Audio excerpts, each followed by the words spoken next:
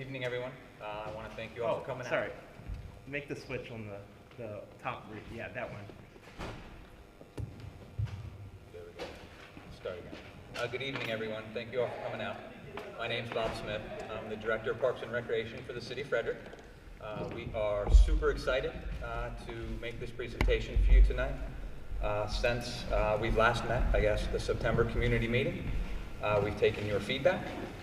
We've taken some of the feedback from the results of the survey, and we've moved the design forward. As many of you know, there are a lot of moving pieces at Westside Regional Park during this phase of the implementation. To name a few, just the two multi-purpose fields, the Little League baseball field, our path network, those projects are moving forward as well. Actually had council approval, and you'll see some dirt being moved this winter for those, so we're very excited about that. With that being said, we are here this evening to gain additional feedback on the community center and the community center design. So in order to maximize our time here this evening, we would ask that you keep your questions and comments directed towards the community center and the design itself. So with that, I'll turn it over to Scott Knudsen. We've been working with his team, as I said, the past few months, and we're super excited to share the progress that we've made. So, Scott. Thank you, Bob. Good to see some of you back and see some new faces too. We're also here is Donna Rosano of DDR Architecture, who's our partner architect on the job. So what we're going to do, we've got a lot of ground to cover. We're going to start with a recap. So for those of you that are here before, just kind of what did you see before, and those that weren't here, fill you in. And then what the input we've received is, what we've heard, then how we're going to organize that input is in our design principles, and then we'll go through the design itself, and then basically open up the floor for comments and questions. So recap, this is how we got here. The city's been working on the park plan for a long time, and it's gone through a lot of iterations since they took ownership of the land and developed a master plan, and then worked through an action plan more recently, and now we're in the design phase for this piece of that phase one of the action plan. And this is the action plan that was approved by City Council roughly a year ago. This is the phase one of it. There's multiple phases.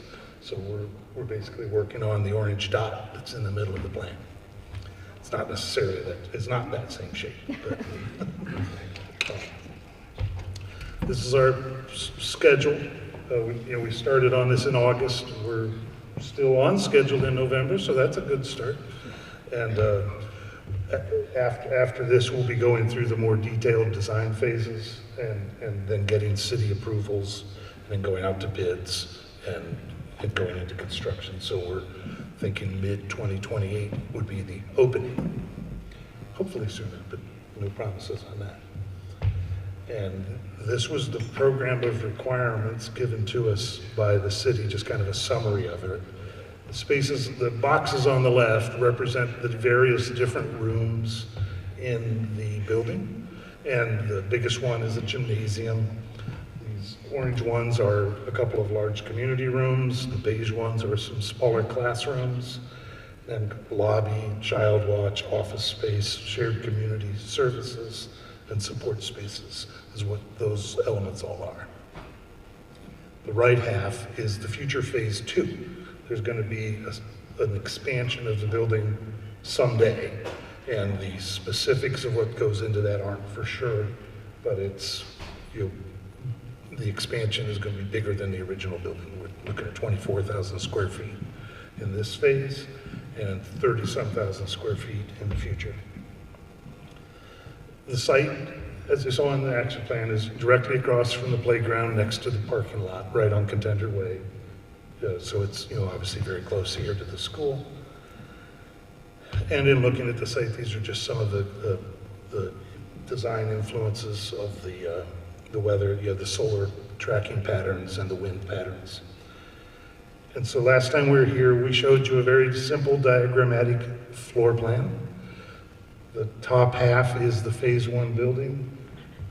It was a U-shaped circulation system wrapping around the gym, and then the bottom half was the phase 2 expansion.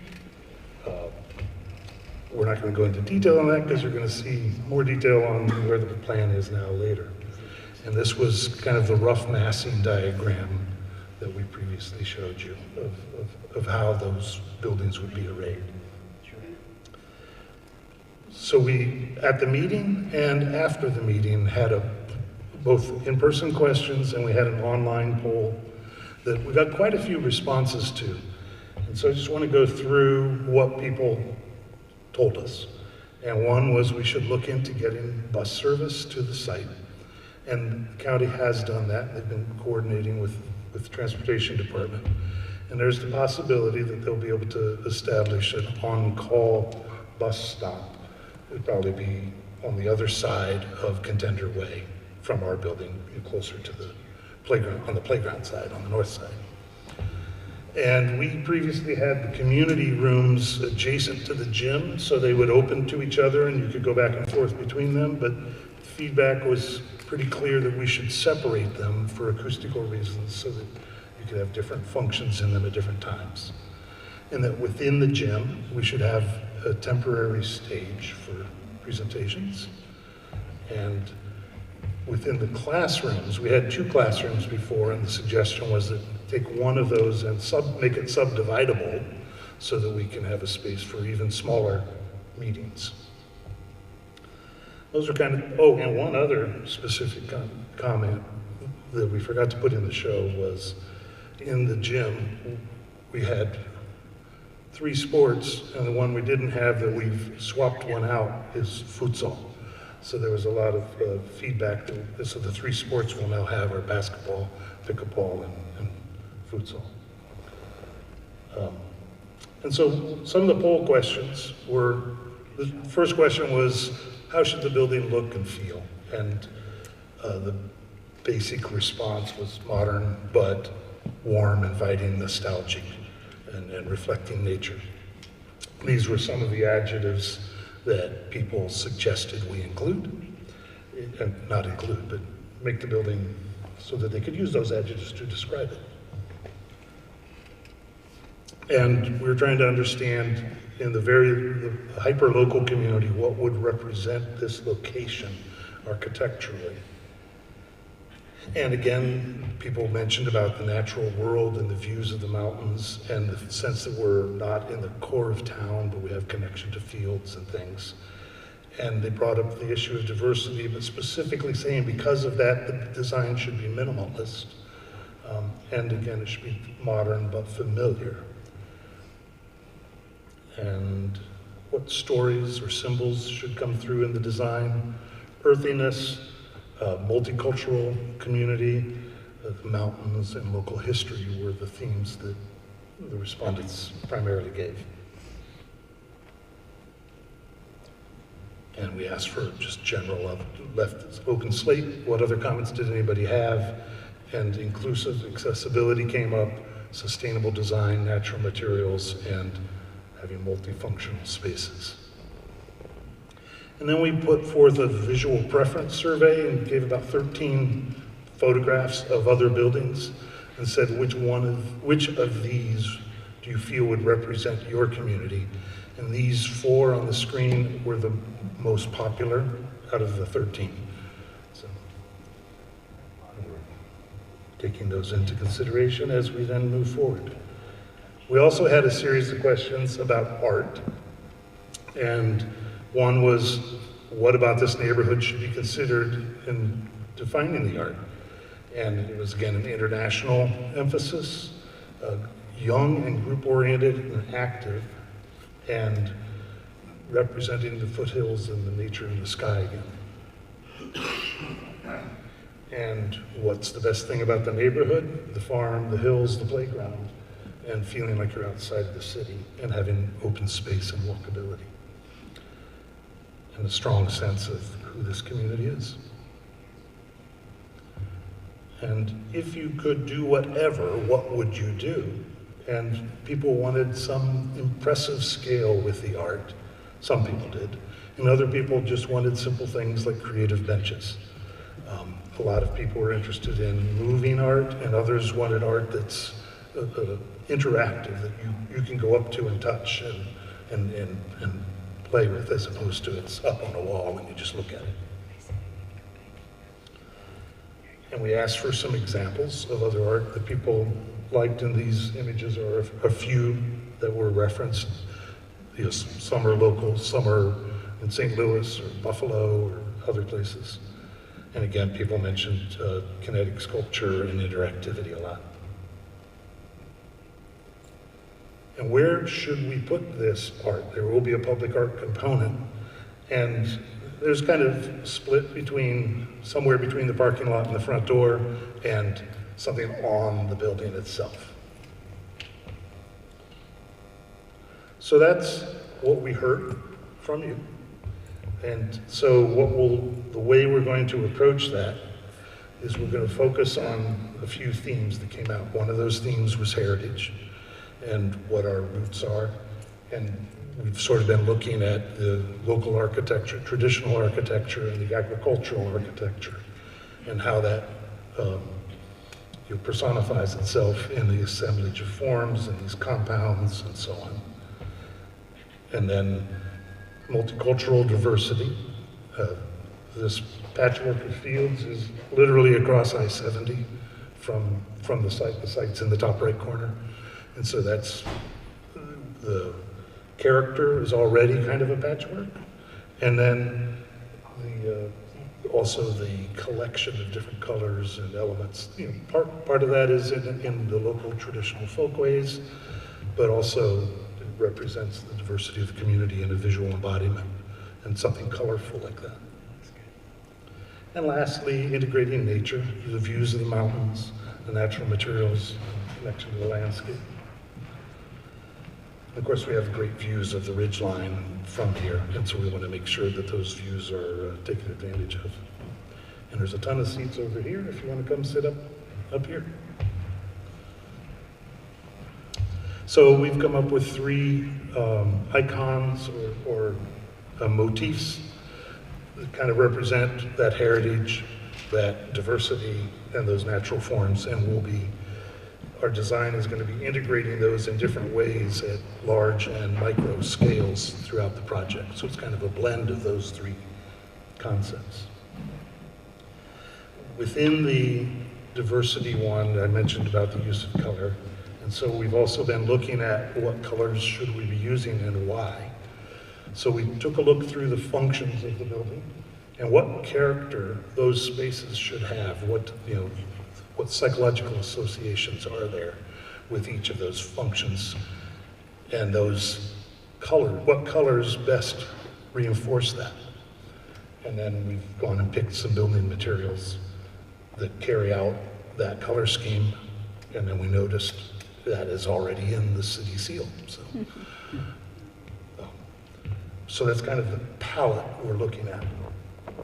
And so each building block that has a different function will be that color. So let's go through the design as it is now. That's what you're here for. So this is the basic massing. We're bringing these 5 blocks of different functions together in those 5 colors. And the gymnasium, the community rooms, shared community services. And for those that weren't here before, what that is that's office space that different community organizations can use to provide their services or meet with people. And then Parks and Rec will have their own offices, and then classrooms and child watch on the other side of the building. And so this is then the floor plan of that building and how that pulls together. We'll walk through this a little bit, and then we're going to go through it in more detail. But essentially, let's start at the entry. You come in at the bottom. That's from the parking lot. North is to the left. So the playground is off screen over here by the exit sign. The clock. And obviously, there's a lobby where you're greeted. And then to the right are the shared community services offices. and then a concession area and a pantry that's available to the public. Some restrooms, and above that are the 2 community rooms with a movable partition between them, so they could be one large one. And then some outdoor access restrooms above that could be used either by people using the fields or people that are using the picnic pavilions that are to the right, to the south of the building. In the center, of course, is the large gymnasium. And then on the left side, we have the child watch at the quietest corner, and the 3 classrooms, 1 large and 2 small, which again have movable partitions so they can all be open together. And at the very top is a circular space. That's the away room, the quiet room, the cozy room. It's kind of a place for people that are getting social overload to go and find a quiet space in the building to take a mental break. So that's the big picture. And then we've got the building services and the trash kind of off the back end. We'll now go through that and look at each space. So the shared community services offices are, basically workstations that they're flexible and can be used by a lot of different functions. The community room might host a medical clinic or any other kind of event. And the other community room will have a ballet bar and mirrors and a wood floor, so you can use it for fitness classes or just meetings. And then if we go into the center, we've got the pantry and the concession area. And that's really just some vending machines and some tables for having a snack. And of course, the pantry that could be used by a community event to do some food service. And then the lobby is next to that. At the main entrance, people come in and are greeted directly by somebody at the front door. And at a view from the other end of the lobby, it's a fairly ample space, so you can have a reception or a party in there if you're doing something in 2 areas. And then in the gymnasium itself, of course, we've got not only the sports, where you could have the 3 sports I mentioned, but also presentations for large group audiences, or when the governor comes to open the building or something. And then in the classroom wing, the smaller classrooms might be used for just simple meetings at a conference table, or a seminar.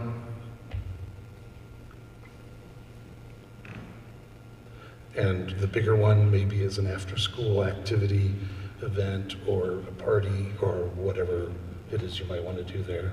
And then, as I mentioned, at the end of that wing, we have the child watch, which will be a licensed daycare facility. And around the corner is the cozy room, working on the term for that, where you'll be able to take a break, have a little view out to the landscape garden and so on.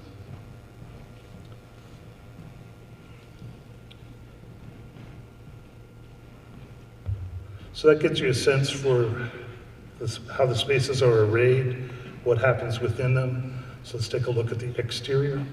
It's still this compound of 5 separate traditional structures separated by the circulation pattern.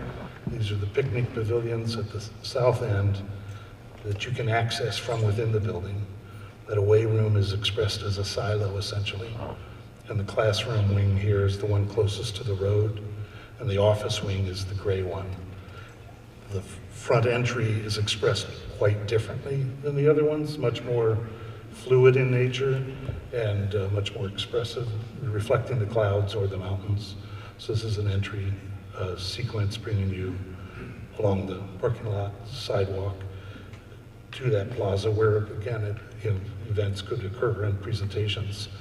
And we have a large glassy wall looking from the plaza into the lobby. And that sort of brings you in the front door where you're greeted at the front desk. And that's what we have to show in terms of the design. Well, our next steps, as I mentioned briefly, are to get your comments, incorporate those, and then go into design development phases and construction documents with our engineers, and get a city site plan approval, get building permit approval, and get city council approval. On the public art side, it's going to run on a different track, a little different schedule. They're going to take the input you've given and use that to help develop a concept and a budget and put out a call for artists. And they're going to be getting back to you to define future opportunities for input on the public art. And we'll open the floor for questions. 2 questions. Is it there food stall? Futsal. It's like an indoor soccer, but not quite soccer. Okay. A smaller ball. I'm old, I haven't heard. Yeah, I never heard of it either. All in there. And the other thing you said, use natural, but you're gonna use hardy board, I noticed, right? Yeah, not everything's natural materials. Yeah, but some, we'll have some at key. Because we just went to a library meeting, and they said the same thing, because they want something that can be not, they don't have to take care of. Yep. We will be, if we can afford it, I'm going to go back to that lobby image. Well, you got to sit and go through the video again. Sorry about that. But I'm hoping that the beams and columns at the glass wall on the inside would be heavy timber. Yeah, but I meant mainly the outside, they would rather. And the exterior is cementitious siding and galvanized siding, corrugated siding, like you often see on agricultural That's all I'm saying, buildings. hardy board. And hardy board is the cementitious siding, is one brand. And but you can see here the heavy timber posts. Yeah, If it makes it through the value engineering phase. So, yeah, as is really the nod to using natural materials where it's not going to need to be weathered as much. yeah. So. Can you? Oh, I'm supposed to repeat the questions. His question was, why we should use natural materials, but we're using hardy board? Explain. And your question? Yeah, so 2 things. Can you, maybe, I don't know, in your video, if you have any of the concept of the concession pantry area? Because I know there was discussion about wanting kitchen facilities, and then maybe, okay, that might get moved to phase 2. So what are we looking at here? So the question is, tell me more about the pantry and the kitchen facilities. And concession. Let me, Yeah, the concession pantry. Yep. Yeah. so in this image, well, I gotta somehow stop that video from playing. I'm going to go to the floor plan. That'll show it. Sorry. So this is the concession area with the tables and the vending machines.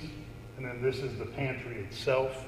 So the pantry is a closed-off room with a door that's adjacent to the concessions.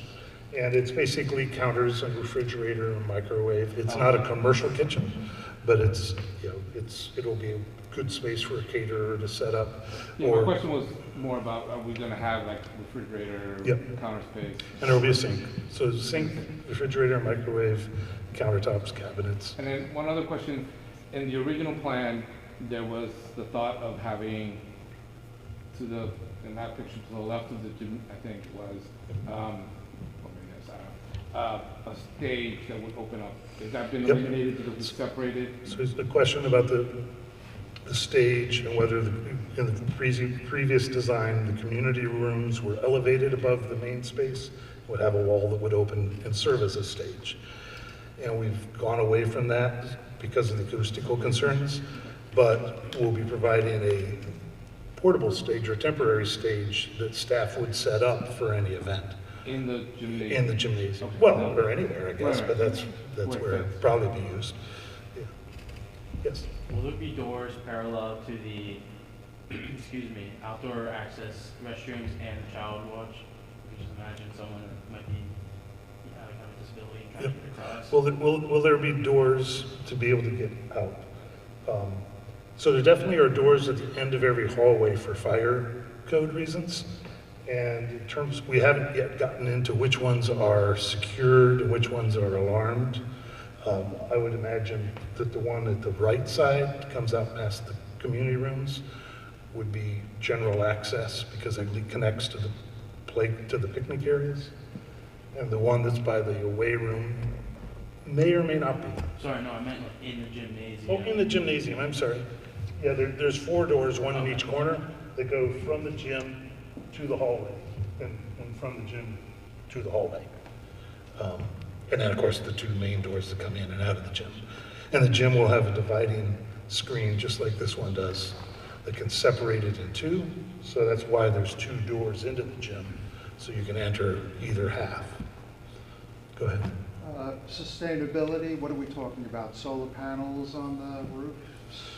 What other type of We haven't, things would be implemented? we don't know exactly which sustainable measures we're implementing yet.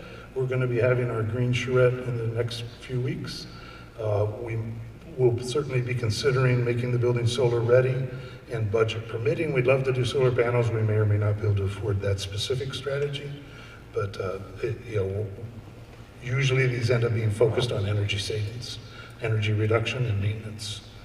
What about the landscape around the community center? Would that be sustainable type foliage, plants, whatever? Yeah, what the question is about, what about landscaping? Would it be sustainable? And again, it's not defined yet, but I would anticipate that they're all going to be native plants. And we are proposing putting in some shade trees at the front to help shade the glass that's west facing. Those might require some more watering, but we probably won't do an irrigation system, so we'll be looking for plants that can withstand that. Right, thank you. Yep. Yes? Is there potential for a community garden? Is there potential for a community garden? I'd say absolutely. There's lots of spaces here where one would work well. Whether it's part of the construction of the building is a whole different question, but yeah, there's some really great places for it. Right. The outside area there to the left, the picnic pavilions or whatnot, that is part of the design of this Are the phase? picnic pavilions part of this project? They are right now. The phase 2 will be going, And then phase 2, great question, is basically starting at the edge of the screen and going to the right. further out. Yep.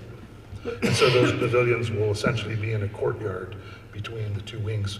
But this corridor would extend and connect the 2 phases so that they're separate buildings and they'll have their own utilities and all that, but you'll be able to walk between them.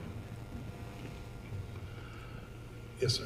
Ken Oldham, CEO of United Way. Okay. Thank you very much for this. Thank you very much for focusing on access to public transportation as part of the design process as we asked for.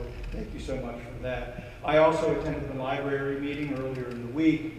And from our research at United Way, we have identified access to technology and computer labs and closed-door computer space as a major need between the 2 buildings.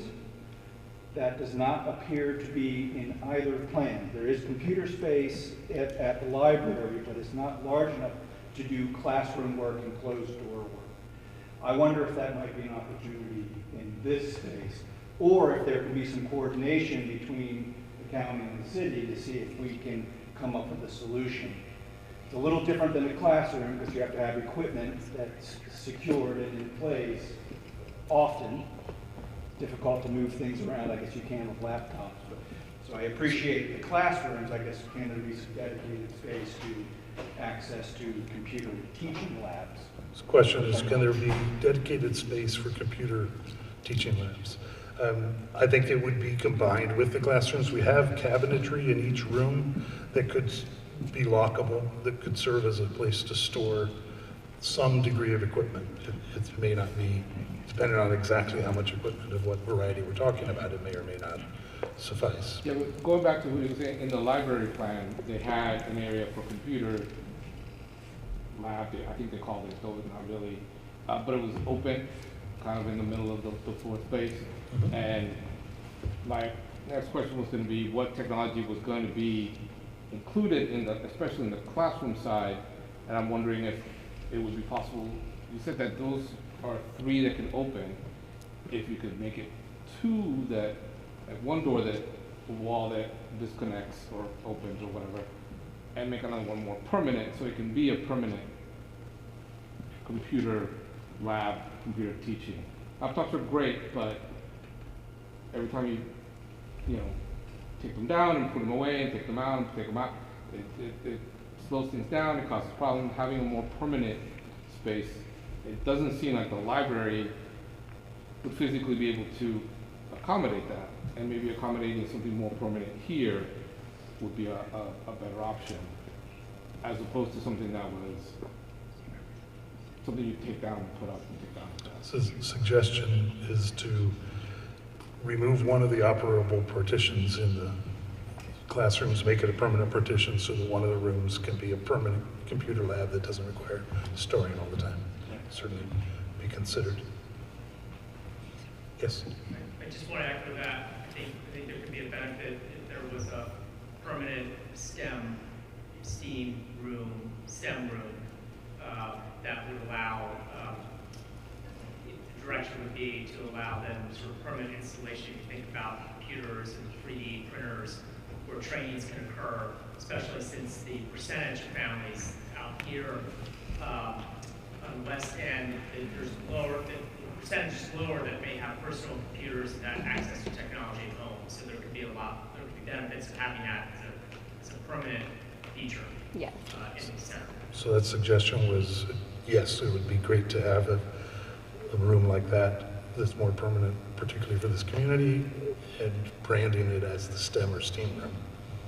Yeah, I mean, the flexibility of having the 3 rooms is great, but it is something that's really lacking in this area, in this side of town. I think it would be worth definitely looking at. So United Way data indicates that 82% of families on the Route 40 community don't have computers at home. Wow. 82%. They have cell phones, but they don't have. So there's a local need for computer access. But let's not call it the STEAM room. Yeah, that's not. Computer. Yes? You may have covered this already, but are there ball fields in this plan, or was that? Are there ball fields in this plan? There are ball fields in this park, but not in this project. And the ball fields are going on a separate track, but we'll be starting work on them in a few months.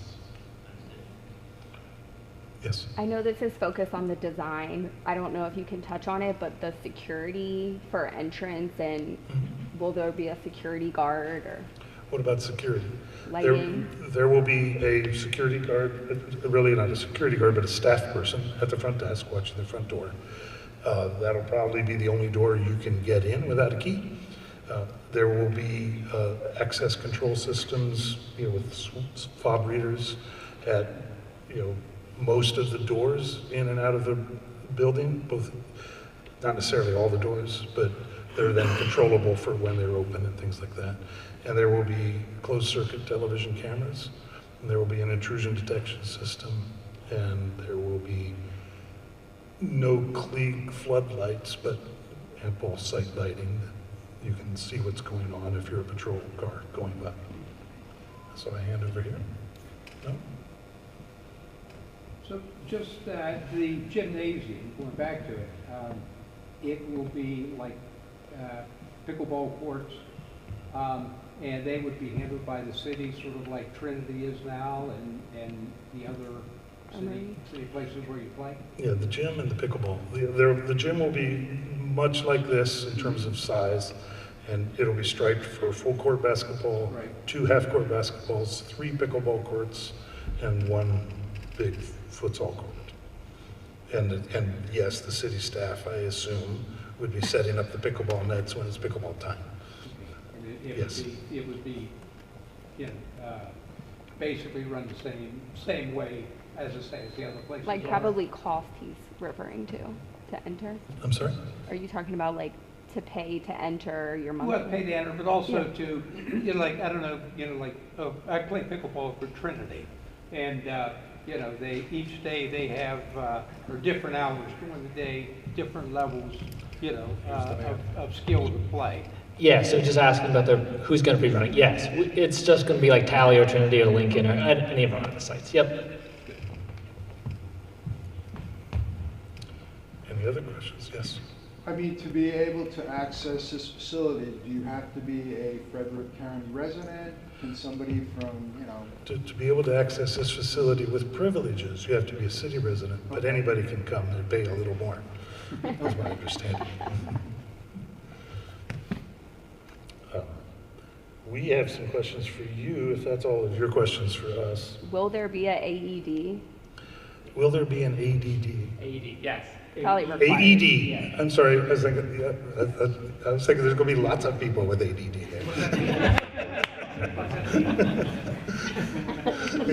It's a defibrillator. Yeah. I don't forget what it stands for, but. Do you have a rough estimate on how many unique users will be using the facility? An estimate on the user count? No. No. Okay, that's fine. You don't have to. Yeah. All right. So if you all could, we've got another poll for you, and we'd like to know, as we move forward, incorporating these comments, should we come to a budget impasse, and we have to correct course, what matters the most to you, both programmatically and in terms of the architectural design? So these are essentially the choices that are on the survey, and then we also have a blank for you to give us any other thoughts or comments that you've done. And you can put in more than 3 things that are crucial to you. We just don't want you to put in 9, you know. So I appreciate that input. And we'll let you work on those questions. Anything? What's the next meeting? What's the next meeting? Good question. What's the next step? Well, the next step in terms of community meetings would be participating with the city council meeting when we are a little further along in the design and then go for their approval. So between now and submitting to the city council, there won't be another one of these kind of...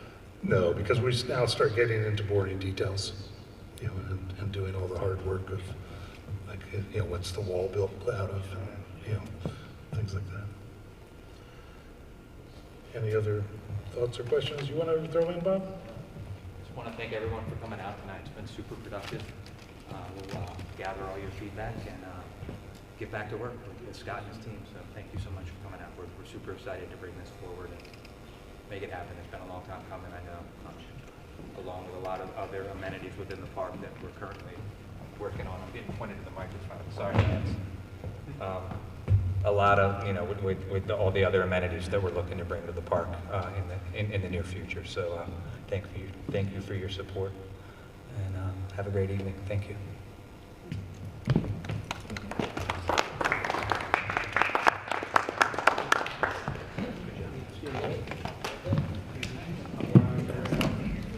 I'm wondering if there will be